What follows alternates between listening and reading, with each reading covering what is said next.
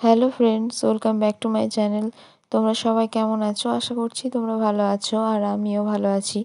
তো আজ যে ভিডিওটা তোমাদের সঙ্গে আমি শেয়ার করতে চলেছি, এটা হচ্ছে বর্ধমানের সর্বমঙ্গলা মন্দিরের ভিডিও।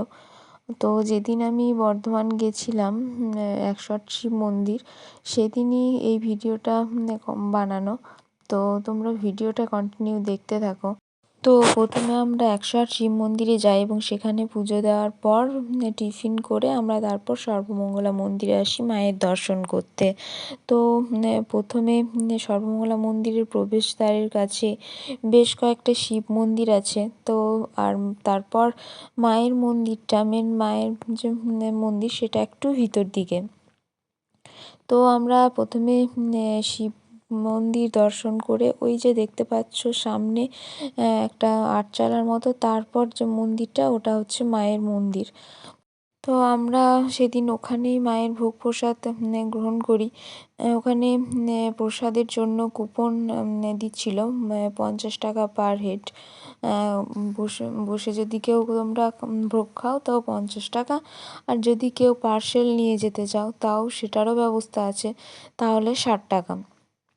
তো ওখানে আমরা ভোগ গ্রহণ করি। প্রথমে এখানে পুজো দিই, তারপর আমরা ভোগ খাই ওখানে। এখানে মা সর্বমঙ্গলার গড়ন্ত কোনো মূর্তি নেই, এখানে মায়ের শিলামূর্তি। শিলামূর্তিতে মা পূজিত হন। এই যে এখানে পুজো করছিল ব্রাহ্মণ, তারপর ভোগের মানে মাকেও ভোগ দেওয়া হয়। তবে এখানে একটা নতুন সিস্টেম আমি দেখলাম যে মানে মায়ের মন্দিরে মায়ের ভোগ দেওয়া হয় না, মানে মন্দিরে ভোগ নিয়ে এসে মায়ের ভোগ হয় না। এখানে ভোগ মন্দির আলাদা রয়েছে। তো মাকে ওখানে মানে ভোগ মন্দিরে নিয়ে গিয়ে মাকে ভোগ খাওয়ানো হয়। তো এখানে আমরা ভোগ খাওয়ার জন্য বসে পড়েছিলাম অনেক।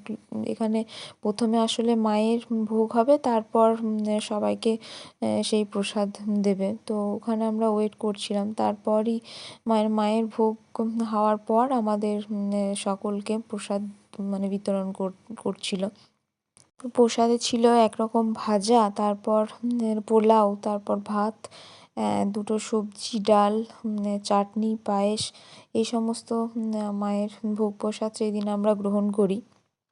তো প্রসাদ খুবই সুন্দর, মানে এখানে খুব ভালো মানে প্রসাদ দেয়।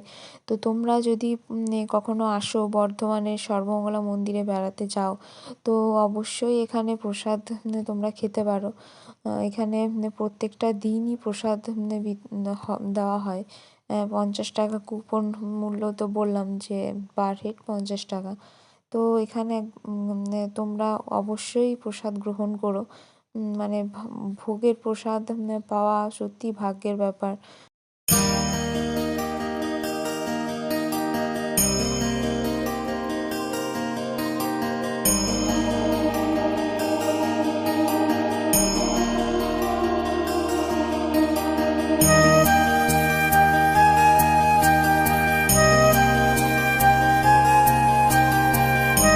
তো ভোগ খাওয়ার পর আমরা টোটোতে করে আবার স্টেশনের দিকে রওনা দিই, চলে আসি স্টেশনে বাড়ি যাওয়ার উদ্দেশ্যে।